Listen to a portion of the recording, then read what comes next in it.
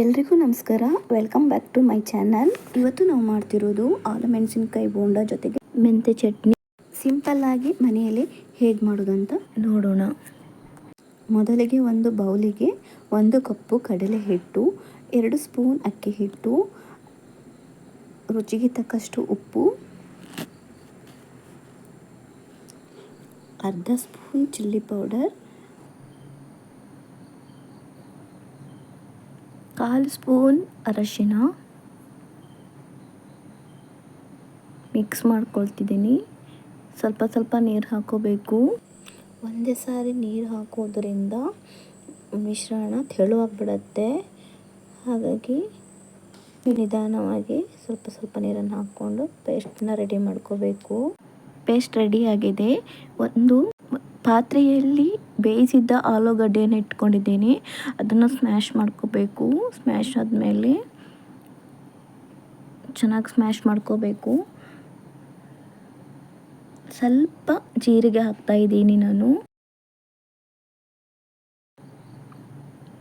1/4 spoon chilli powder, 1/4 spoon ಅರಿಶಿನ, ರುಚಿಗೆ ತಕ್ಕಷ್ಟು ಉಪ್ಪು. ಇದನ್ನು ಮಿಕ್ಸ್ ಮಾಡ್ಕೊಳ್ತಾ ಇದ್ದೀನಿ.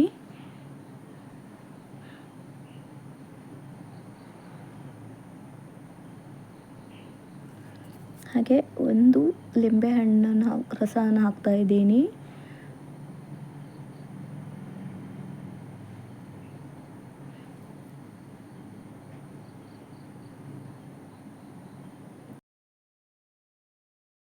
ಚೆನ್ನಾಗಿ ಮಿಕ್ಸ್ ಮಾಡ್ಕೋಬೇಕು.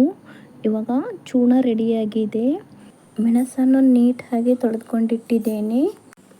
ಮೆಣಸಿನ ಮಧ್ಯಭಾಗವನ್ನು ಸೀಳಿ ಅದರಲ್ಲಿರುವಂಥ ಬೀಜಗಳನ್ನು ತೆಗೆದುಕೊಂಡಿದ್ದೇನೆ.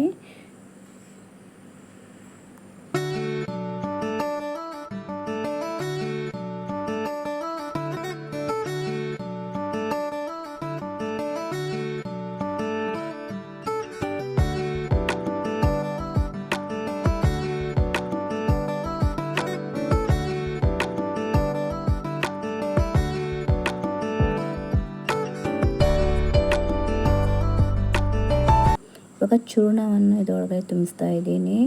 ನೋಡಿ, ಫಿಲ್ ಮಾಡಬೇಕು ಫುಲ್ಲು ಕಂಪ್ಲೀಟು. ಆಚೆ ಸೈಡು ಈಚೆ ಸೈಡು ಕಂಪ್ಲೀಟ್ ಫಿಲ್ ಆದಮೇಲೆ ಅದನ್ನು ಕವರ್ ಮಾಡಬೇಕು.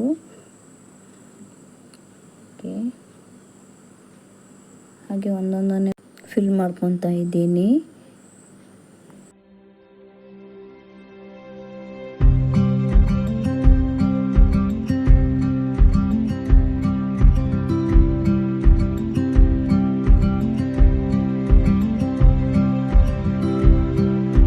ಸ್ಟವ್ ಮೇಲೆ ಪ್ಯಾನ್ ಇಟ್ಟಿದ್ದೀನಿ. ಪ್ಯಾನ್ ಒಳಗೆ ಎಣ್ಣೆ ಹಾಕ್ಬಿಟ್ಟು ಎಣ್ಣೆ ಬಿಸಿ ಆದ ಮೇಲೆ ಒಂದೊಂದೇ ಬೋಂಡವನ್ನು ಎಣ್ಣೆಗೆ ಬಿಡ್ತಾ ಹೋಗ್ತಾ ಇದ್ದೀನಿ. ನೋಡಿ, ಒಂದೊಂದೇ ಬಿಡ್ತಾ ಇದ್ದೀನಿ.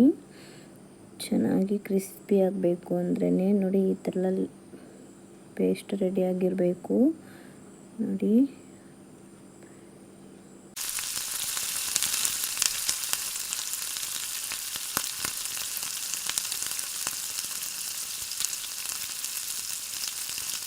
ಬೋಂಡ ಚೆನ್ನಾಗಿ ಬಣ್ಣ ತಿರುಗುವವರೆಗೂ 2 ಸೈಡ್ ಫ್ರೈ ಮಾಡೋಣ. ಗೋಲ್ಡನ್ ಬ್ರೌನ್ ಕಲರ್ ಬಂದಿದೆ. ಬೋಂಡ ರೆಡಿಯಾಗಿದೆ. ತುಂಬ ಕ್ರಿಸ್ಪಿಯಾಗಿ ಬಂದಿದೆ. ನೋಡಿ, ಚೆನ್ನಾಗಿ ಬಂದಿದೆ. ನೋಡಿ, ಮೆಂತೆ ಚಟ್ನಿಗೆ ರೆಡಿ ಮಾಡ್ಕೊಳ್ಳೋಣ. ಒಂದು ಪ್ಯಾನಿಗೆ ಎಣ್ಣೆ ಹಾಕಿ ಅದರಲ್ಲಿ 1 ಸ್ಪೂನು ಮೆಂತೆ ಹಾಕ್ಕೋಬೇಕು. ಕಲರ್ ಚೇಂಜ್ ಆಗೋವರೆಗೂ ಹುರಿಬೇಕು. ನಂತರ ಹಸಿಮೆಣಸು, ಜೀರಿಗೆ, ಸಾಸಿವೆ ಫ್ರೈ ಮಾಡ್ಕೋಬೇಕು, ತೆಗೆದಿಟ್ಕೋಬೇಕು. ಹಾಗೆ ತುರಿದ ಕಾಯಿಯನ್ನು ಹಾಕೊಂಡು ಸ್ವಲ್ಪ ಹುರಿಬೇಕು.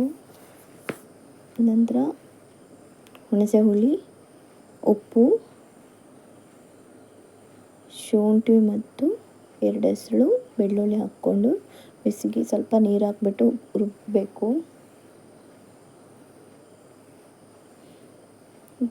ರುಬ್ಬಿದ ನಂತರ ಮೆಂತ್ಯ ಚಟ್ನಿ ರೆಡಿಯಾಗಿದೆ.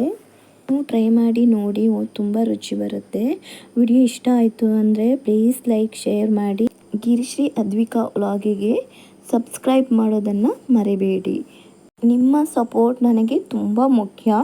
ಮುಂದಿನ ವಿಡಿಯೋದಲ್ಲಿ ಮತ್ತೆ ಸಿಗೋಣ. ಧನ್ಯವಾದಗಳು. ಶುಭ ದಿನ.